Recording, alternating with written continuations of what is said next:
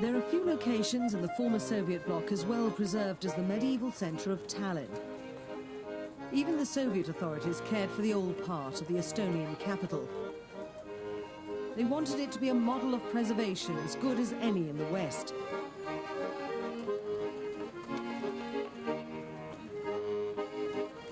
Years after independence, the centre is still one of the finest examples of a medieval fortress city, and it's a UNESCO World Heritage Site.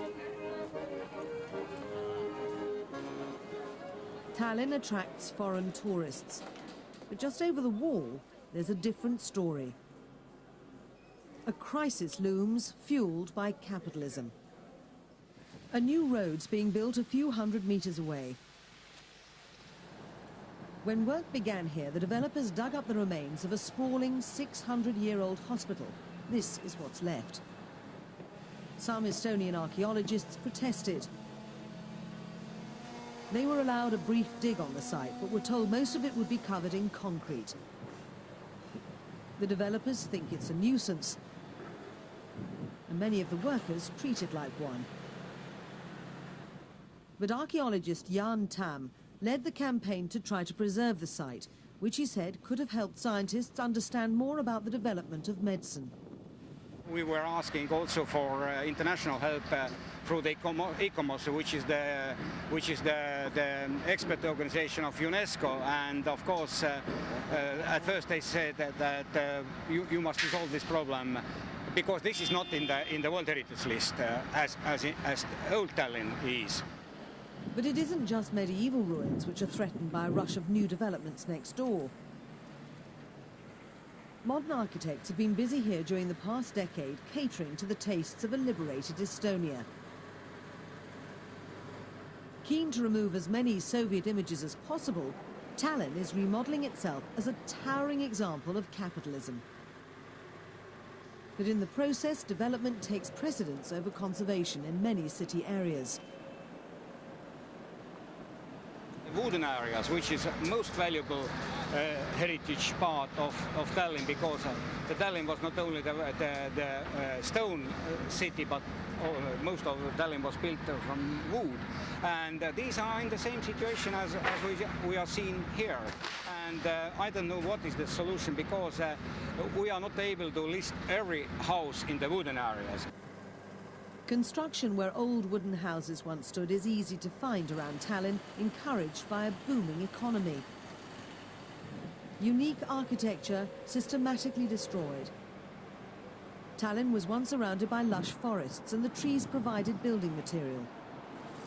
These are some of Europe's biggest wooden buildings, and they've survived many trials, including heavy bombing during the Second World War. But communism brought its own architects.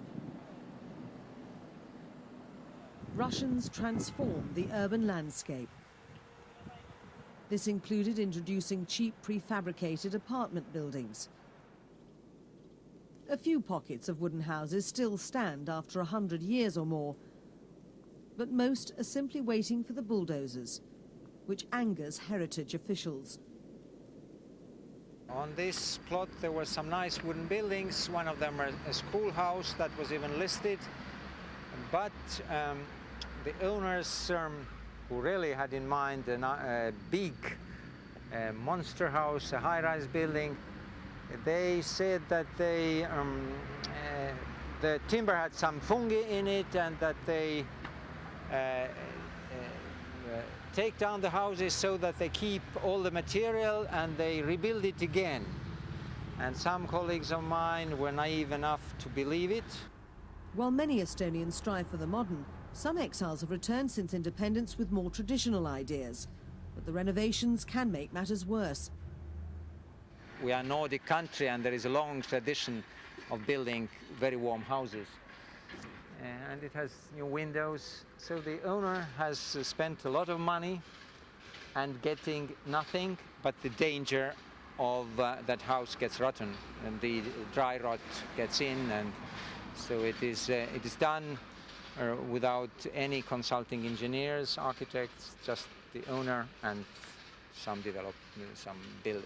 And what do you think of the next building? Well, the next building is could be a nice building if it doesn't stand here. The government recently reduced the number of buildings listed for preservation.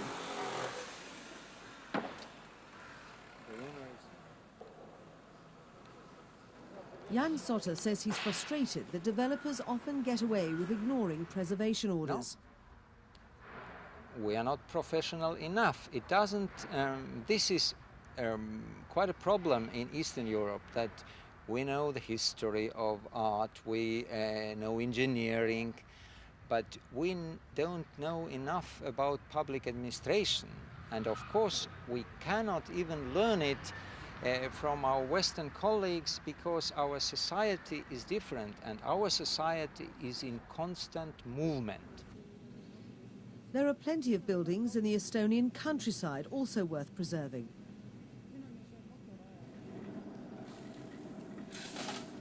This is one of thousands of manor houses that grace the landscape.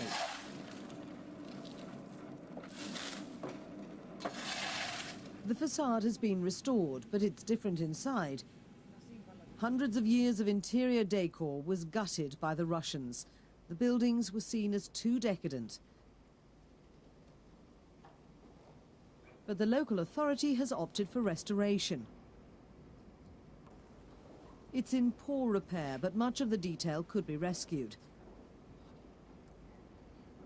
The government's record for helping such projects is improving, with cash grants for council administrators like Anne Veinroon, but she keeps finding new damage here. It's sad. It really is terribly sad. It is a history and a heritage. This shouldn't have been allowed to happen in the way that it has. It is a building, but it is also art, and it is a tragedy that for all these years it was allowed to fall into disrepair. These walls were once hand-painted in bright colours, but the communists wallpapered them in grey when the building was converted to offices. Anne hasn't the money for expensive restoration. Thankfully, things were left in better shape downstairs. Wealthy landowners built the manor centuries ago. The last of them were driven away by the communists.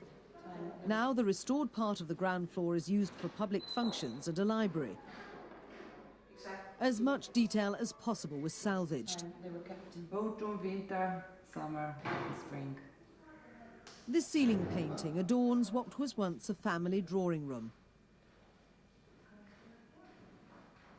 More than 200 manor houses are under state protection. But not all are as well looked after as this one. And state protection doesn't mean much in a country where heritage standards and laws often aren't enforced. It's a problem the Estonian government shares with many other former Soviet bloc countries. The problematic past is easy to overlook when you're concentrating on the future. Tallinn's Old Town seems safe, but much of Estonia's heritage will never be the same again.